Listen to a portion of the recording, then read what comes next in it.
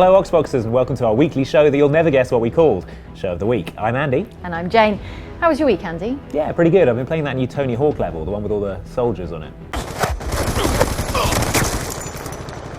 I can't even figure out where you get the skateboard from. I see. Well, I've been playing Dead Space 3, the latest game from EA.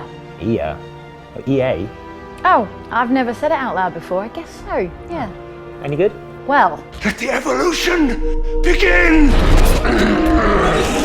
Dead Space 3, the latest in the spacey horror series, is out next week, bringing with it more of the deep space dismemberment and claustrophobic terror for which the series is known, but with some pretty bold additions to the formula.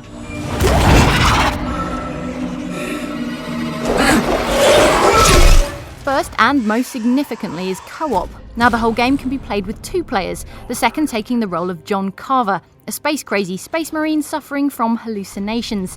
These have a big impact on the game, opening paths unavailable in the single player and occasionally trapping Carver inside his own mind. It's not real, man! Carver is also even more vocally pissed off about the entire situation than Isaac, which makes a nice change. Fuck this planet. Also new to Dead Space are human enemies. These guys are Unitologists, humans who worship the zombie-creating marker, giving sections of the game more of a third-person cover-based shooter feel. It's not what Dead Space was crying out for, but it's not a deal-breaker either. The other big change is the addition of a crafting system. You can now create and modify your own weapons from items you find or combine parts to create hybrids suitable for any maiming occasion. You can also find blueprints to create more standard weapons, which include favourites from Dead Spaces 1 and 2, and you can share created weapons with your co-op partner. In a controversial move, the game makers have added the option of buying crafting materials with microtransactions, aka real money, which they describe as completely optional and which exists solely for those gamers who want, they say, instant gratification.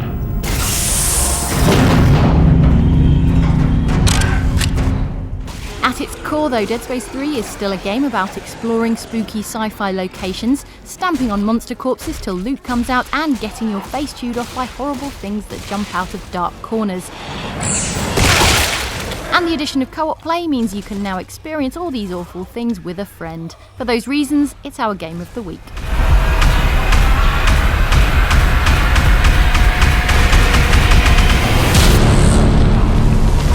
That looks pretty good. I'm not sure about those microtransactions though. Well, you got to diversify those revenue streams. Yeah, I guess. What's that? What about my watch? Hang on, where is my watch? Yep, diversify the streams. Maybe I left in the kitchen? Seems likely. Why don't you go check? Okay. Oh, come on! Hey Mike, how's it going? Good week? Yeah, not too bad. I've been playing a lot of Dead Space 3. Oh, not you as well. Are you going to microtransaction my trousers? I don't know what that means, so no?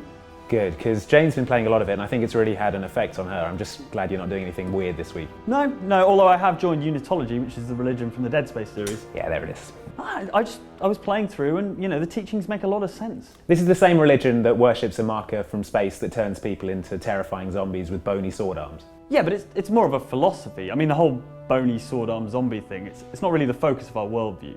Besides, it's not even the worst video game religion I've seen. Take Daedric Worship in the world of the Elder Scrolls, for example. Sure, the Daedric princes are a charismatic bunch, and we could imagine that parties blessed by Sanguine, the Prince of Debauchery and Lord of Sin, are more memorable than our last Shrove Tuesday, but they're also a somewhat unsavoury group. In a gang of 17 tricksters, lunatics and spider fanciers, there are 3 standout arseholes. Boethia is the Daedric Prince of Murder and Deceit, meaning he tells you he's not going to murder you and then murders you anyway. Mehrunes Dagon is the Prince of Destruction and chief antagonist in Oblivion. He's described as a foe to all mortals and is constantly invading Tamriel, which strikes us as not particularly deserving of worship. Finally, there's Mollog Bal, the Daedric Prince of Domination and Enslavement of Mortals, who is the King of Rape. Yeah, let's cross all these guys off the list right now. One religion that is definitely real and in no way a made-up scam is Epsilonism from Grand Theft Auto. Soon to be seen in Grand Theft Auto 5, the Epsilon program establishes its main beliefs and ideals on the stylish website that you see here, including the fact that the world is 157 years old, dinosaurs are a lie that people believe because they are weak, and sperm does not exist. The religion's deity is known as Kiflom, and you can attain true happiness by sending all of your money to their offshore tax haven located in the Cayman Islands. Seems legit. Get in! If you prefer your legitimate religions to be more colour-based, then Prismatology is for you. Unlike Epsilonism, however, Prismatology does seem to grant you actual supernatural abilities, such as being able to change colour, mind reading, and the ability to disappear at will. It sounds pretty great, but bear in mind that the religion's founder, Hugh Bliss, now lives in a private Prismatology retreat on the moon, wants to hypnotise everyone in the world into a version of himself, and is actually just a pile of alien bacteria. Might sway your decision. We are a spacefaring colony of sentient bacteria. The children of the atom from Fallout 3 believe that every atomic mass contains a new universe, and worship the supreme creative power of splitting the atom, which in this particular game manifests itself as hugging a giant unexploded nuclear bomb in the centre of Megaton. They see the nuclear bombardment of the Great War as a creative and unifying holy event, even though in the aftermath everyone is wearing Hessian sacking and drinking toilet water. We know we lost in-game karma when we nuked Megaton, but we were probably doing them a favour. On the surface, I can actually see the appeal of Ormagöden Worship. Look at this guy, he's totally badass. He has the ability to transport people through time, and he looks like a Motorhead album cover. The first sign this isn't a church you want to be attending every Sunday, however, is how it's made of bones on top of a giant corpse pile. That and the fact it's full of demon nuns and giant spiked worms means we'll be skipping the collection plate when it's passed around. Thank you very much. Did you know those dudes?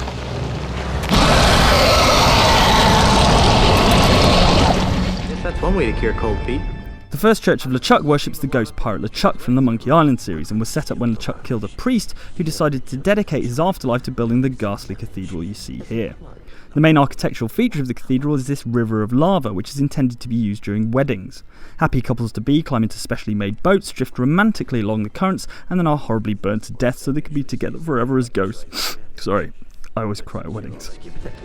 I have a very bad feeling about this.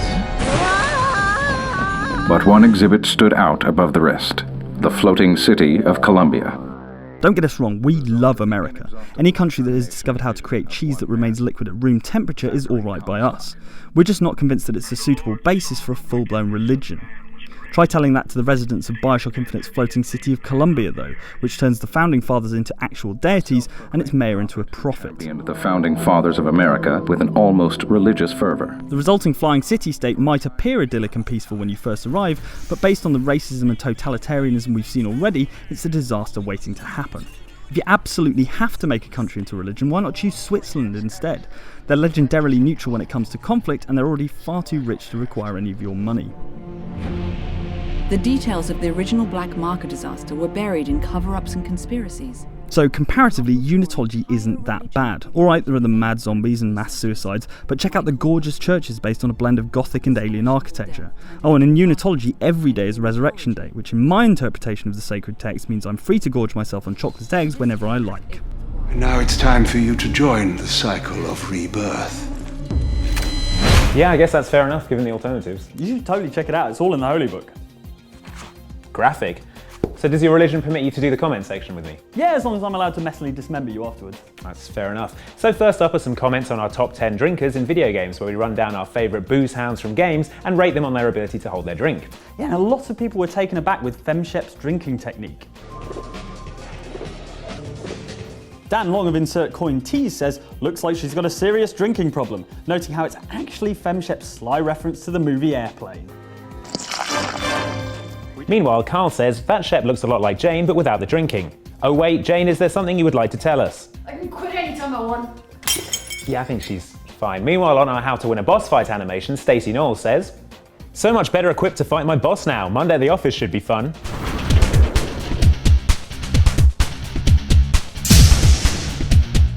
I've only just seen this. Do you think Stacey's boss is alright? Should we warn them? Well, it's Friday now, I think it's a bit late. Anyway, they probably had it coming. Of our adventure show of the week last week, Sorrow Crab took issue with the way Andy interviewed Ron Gilbert.